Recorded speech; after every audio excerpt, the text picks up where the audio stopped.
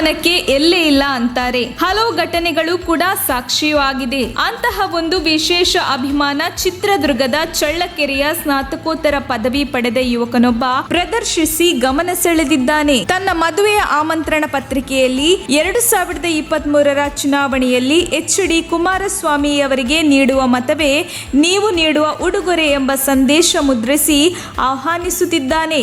ಸದ್ಯ ಈ ವಿಶೇಷ ಮದುವೆಯ ಆಮಂತ್ರಣ ಪತ್ರಿಕೆ ಇದೀಗ ಸದ್ದು ಸೋಷಿಯಲ್ ಮೀಡಿಯಾದಲ್ಲಿ ಮಾಡುತ್ತಿದೆ.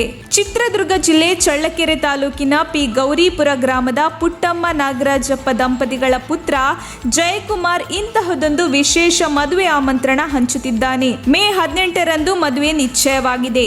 ಜಯಕುಮಾರ್ ಸ್ನಾತಕೋತ್ತರ ಪದವೀಧರನಾಗಿದ್ದು ತುಮಕೂರಿನ ಜ್ಯೋತಿಲಕ್ಷ್ಮಿ ಎಂಬುವಳನ್ನು ವಿವಾಹವಾಗುತ್ತಿದ್ದಾನೆ. ಮದುಮಗಳು ಕೂಡ ಸ್ನಾತಕೋತ್ತರ ಪದವೀಧರೆಯಾಗಿದ್ದಾಳೆ.